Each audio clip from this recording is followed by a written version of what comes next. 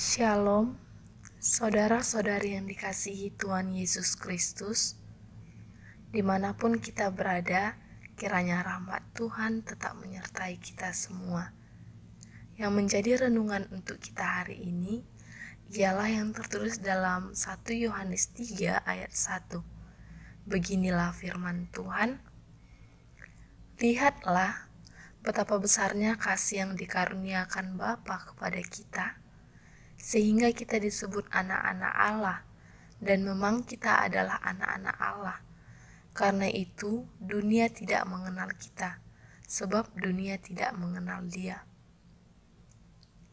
Saudara yang dikasihi oleh Tuhan, kita sudah mengetahui bahwa kebenaran selalu berasal dari Bapa Surgawi kita, dan kita menjadi anak-anaknya.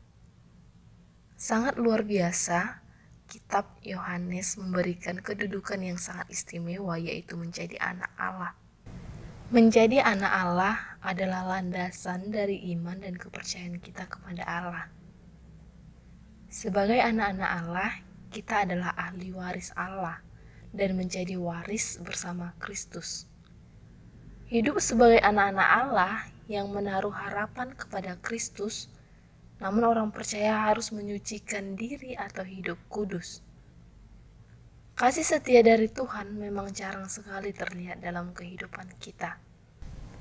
Apalagi ketika kita mempunyai cobaan yang berat, sehingga kita selalu berkata, Tuhan itu di mana? Tuhan itu tidak adil. Nah, dalam renungan kali ini kita diajak untuk mengenal kasih setia Tuhan yang diberikan kepada kita, walaupun secara tidak langsung dan juga tidak secepat yang kita pinta dari Tuhan.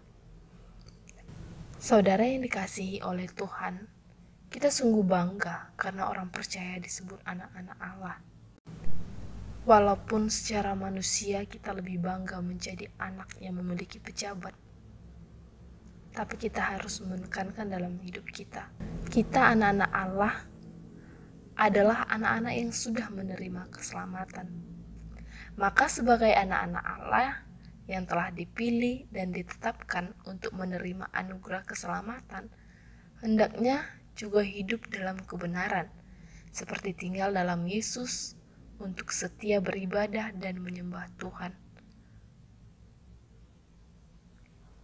Menyembah Tuhan Allah dalam Yesus Kristus, serta mempraktekkan kasih terhadap sesama manusia.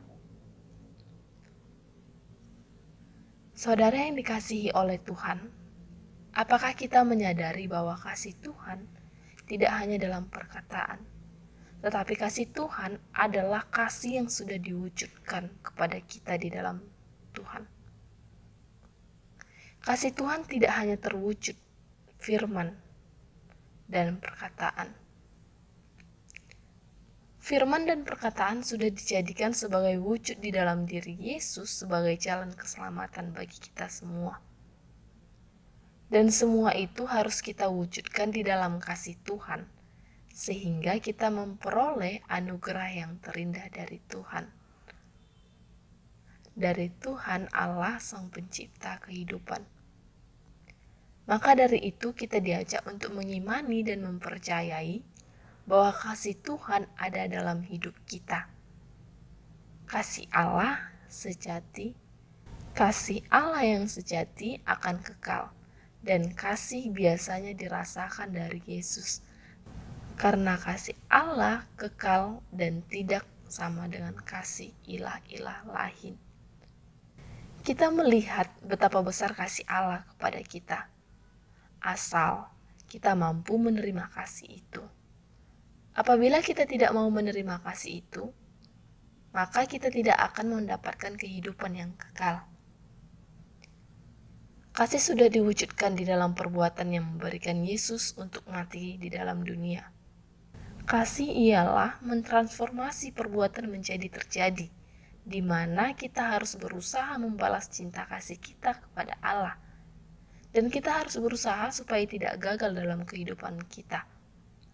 Maka cobalah kita hidup dalam kasih yang tidak hanya beberapa jam, waktu, bahkan Buatlah kasih itu berjalan dengan kekal dan mencerminkan apa yang dilakukan Allah kepada kita. Karena kasih Allah ialah universal. Mari kita berikan kasih kepada teman sesama kita, seperti kasih Allah yang kekal kepada kita. Amin.